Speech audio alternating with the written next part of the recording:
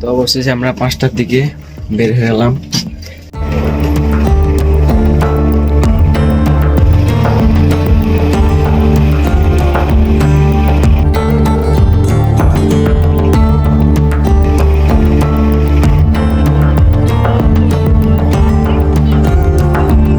এই যে পিছনে সাইডে দেখেন মেঘগুলা এখনই ঠিক ছিল, ভেঙে আবার দেখা গেছে অন্ধকারে গেল। এখানে একটা মসজিদ ছিল, মসজিদটা পুরো ঢেকে গেছে। তো খাওয়া দাওয়া করে এসে আমরা ঘুমাচ্ছিলাম, ঘুম থেকে উঠে দেখি মানে প্রচুর ঠান্ডা লাগছে কিরে। পরে দেখি সাজেকের অবস্থা দেখতে পাচ্ছেন, কি একটা অপরূপ সুন্দর দেখাচ্ছে।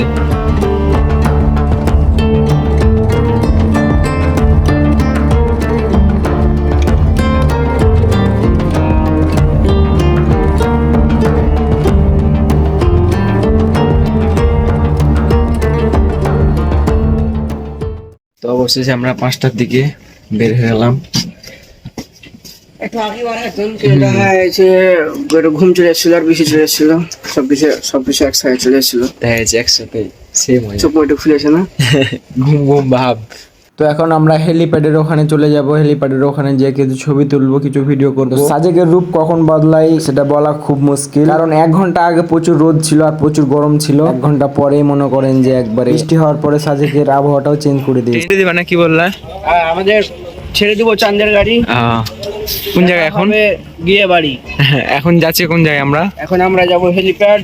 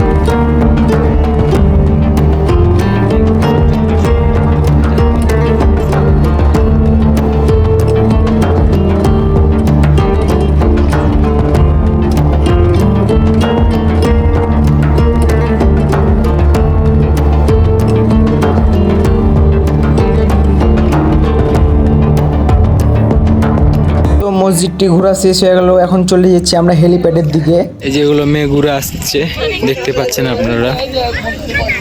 এই মেঘ সচরাচর সবাই দেখতে পায় না, যার ভাগ্যতে থাকে সেই দেখতে পাই শুধু। এর আগে এসেছিলাম, এর আগে দেখতে পাই নাই, এবার দেখতে পেলাম।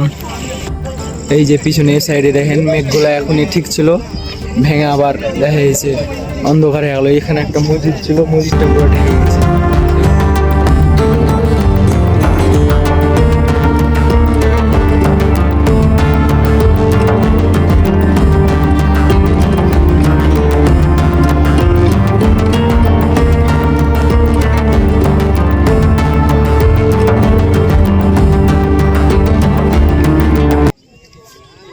তো এখানে ছবি টবি তোলা শেষ করলাম, এখন চলে যাব আমরা 0 পয়েন্টের এখানে।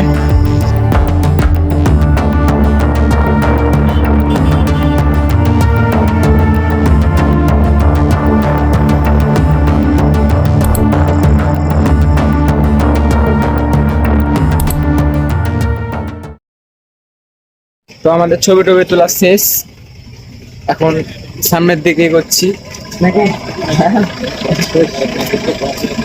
কেমন লাগছে ভাইয়া ঘুরতে? তো 0 পয়েন্টে ঘুরতে ঘুরতে সন্ধ্যা লেগে গেছিল, পরে আমরা বললাম ভাইয়া চলেন আমরা রিসোর্ট থেকে ঘুরে আসি, কিছুক্ষণ রেস্ট করে আবার বের হবো। ভাইয়া বললো চলো তাহলে, আমরা চলে যাচ্ছি আমরা আমাদের রিসোর্টের দিকে। আমরা যে রিসোর্টে আছি সেই রিসোর্ট থেকে দেখা যাচ্ছে গানের শব্দ পেলাম, দিয়ে ভাবলাম যে যাই ঘুরে আসি। তো এখন চলে যাচ্ছি গান শুনতে, যাও যাক।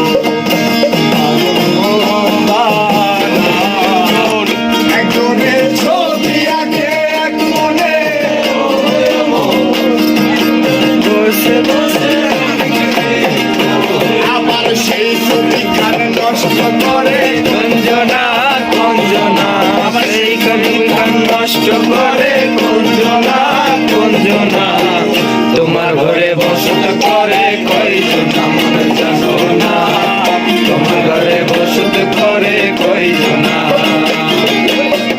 তোমার ঘরে বাস করে